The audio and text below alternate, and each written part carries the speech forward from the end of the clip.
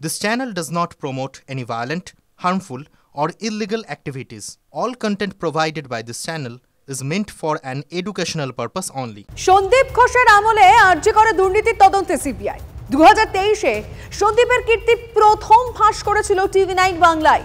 টিভি9 বাংলার খবরের জের আরজি করে দুর্নীতি ইস্যুতে তোলপাড় রাজ্য। এক্সক্লুসিভ নথি সহ সন্দীপের কীর্তি ফাঁস করেছিলাম আমরা। আরজি করে দুর্নীতির পাহাড় প্রথম প্রকাশ্যে আনি আমরাই। প্রশ্নের মুখে কলকাতার প্রথম সারির সরকারি হাসপাতাল আরজি কর। নিয়মের তোয়াক্কা না করেই ময়না তদন্তের দেহ নিয়ে কর্মশালার অভিযোগ উঠেছে আরজি কর হাসপাতালের বিরুদ্ধে। ঠিক কি ঘটেছিল? 5ই জানুয়ারি এনটি বিভাগের কর্মশালা হয়। কর্মশালায় দেহ কাটাছেঁড়া করা হয়।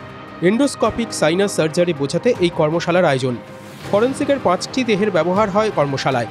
অভিযোগ, দেহগুলি ময়না তদন্তের জন্য পাঠিয়েছিল পুলিশ। এখানেই বড়সড় প্রশ্নের মুখে হাসপাতাল কর্তৃপক্ষ। পোস্ট ফ্যাক্টো পারমিশন বলে একটা ইংরেজিতে কথা আছে না, মানে পোস্টমর্টমের জন্য বডি পুলিশ পাঠিয়েছে। এবার পোস্টমর্টমটা তো আমরা ডিলে করতে পারি না, সেই জন্য পোস্টমর্টমের আগে এটা করিয়ে নিয়ে তারপরে পোস্টমর্টম করার সময়, এবং সেখানে কিন্তু পোস্টমর্টম রিপোর্টে উল্লেখ থাকতে হবে যে শরীরের এই অঙ্গে আমরা এন্ডোস্কোপিক সার্জারির ওয়ার্কশপের জন্যে এটারও ডিসেকশন করা হয়েছে। খোঁজ নিতে পরিজনের সঙ্গে যোগাযোগ করেছিল টিভি9 বাংলা। তাদের দাবি, অন্ধকারে রেখেই যাবতীয় কাজ সেরেছে হাসপাতাল। আপনি জানেন শুধু আপনার বাবার ওয়ার্কশপ পোস্টমর্টমই হয়েছে, তাই তো? হ্যাঁ। তার আগে যে কোনো ওয়ার্কশপ হয়েছে এগুলো আপনারা জানা ছিল না, তাই তো? না, হ্যাঁ, আমার জানা নেই। কোনো সেরকম কিছু তো হয়নি, কিছু বলেও আমাদের বাড়িতেও সেরকম কেউ মানে ওরকম যদি হতো তাহলে আমিও তো জানতে পারতাম। তার মানে ওরকম সেরকম কিছুই আমরা জানি না। এত বড় গাফিলতি কিভাবে? খোঁজ নিতে ফরেন্সিক মেডিসিনের বিভাগীয় প্রধান প্রবীর চক্রবর্তীর সঙ্গে যোগাযোগ করেছিলাম আমরা। তিনি সবটাই এড়িয়ে গিয়েছেন, ফোনে সামনাসামনিও। দেখে নিয়ে না খেয়াল করতে হতো, মানে এটা তো করা যায় না স্যার, কারণ হচ্ছে যে আপনারা ধরলে ছাড়েন না কেন বলুন?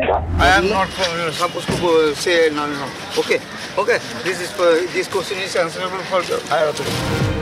অভিযোগ, অধ্যক্ষ সন্দীপ ঘোষের তত্ত্বাবধানে ফরেন্সিক বিভাগ থেকে দেহগুলো গত 5ই জানুয়ারি কর্মশালার জন্য নাক কান গলা বিভাগে পাঠানো হয়েছিল।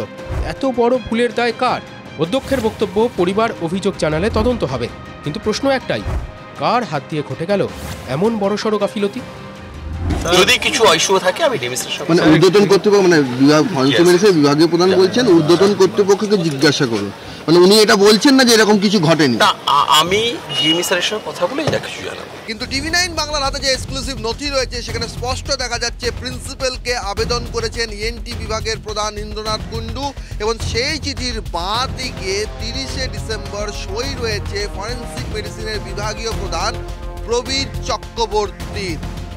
তাহলে কি পুরনো বছরের ঘটনা বলে নতুন বছরে কেউ আর তা মনে করতে চাইছেন না, নাকি মনে করলে বিতর্ক বাড়বে সেই জন্যই মনে করার চেষ্টাও কেউ করছেন না?